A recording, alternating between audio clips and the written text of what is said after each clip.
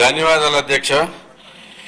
గత 20 సంవత్సరాలుగా అన్ని రకాలుగా నిర్లక్ష్యానికి గురైన నియోజకవర్గం ఏదైనా ఉందంటే అందరికీ తెలిసిన నియోజకవర్గం గుడివాడ. అయితే ఇక్కడ క్వశ్చన్ అవర్లో వచ్చే ప్రతి ప్రశ్నలోనూ గుడివాడ ప్రజల బాధలు కనపడుతున్నాయి అధ్యక్ష. అందులో ప్రధానంగా బస్టాండ్ అనేది ఒక మేజర్ సమస్య. గుడివాడకి 2 లక్షల మంది జనాభా ఉన్న గుడివాడ బస్టాండు ఎప్పుడో 1983లో ఆధునీకరించబడింది అధ్యక్ష. ఎన్టీ రామారావు గారి హాయంలో. అప్పటి నుంచి ఒక్క రూపాయి కూడా దాని మీద ఖర్చు పెట్టిన ఇది లేదు. అంతేకాకుండా చాలా దారుణమైన పరిస్థితులు నెలకొని ఉన్నాయి అధ్యక్ష.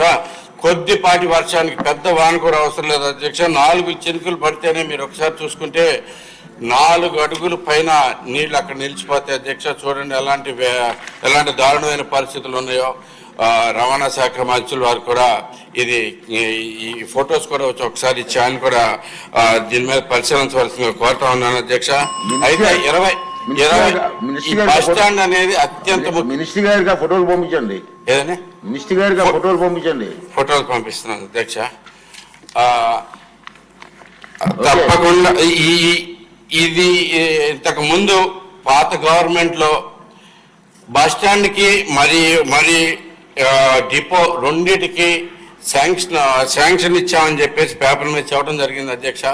ముందుగా ప్రజలు అత్యంత బాధపడే బస్ స్టాండ్ వదిలేసి వెనక డబ్బులు ఎక్కువ మిగులుతాయని చెప్పేసి 9 కోట్ల వ్యయంతో 3 ఎకరాలు జస్ట్ ల్యాండ్ ఫిల్లింగ్ చేసి ఒక డిపో కట్టేసి ముందు కట్టేసి డబ్బులు దండుకున్న పరిస్థితి అధ్యక్ష. గుడివాడలో బస్ స్టాండ్ ప్రజలకు అవసరమైన బస్ స్టాండ్ మాత్రం అలాగే మిగిలిపోయింది అధ్యక్ష. దాని గురించి పట్టించుకున్న నాదులు లేరు. అప్పటి నుంచి రోజు చూస్తూనే ఉంటాం.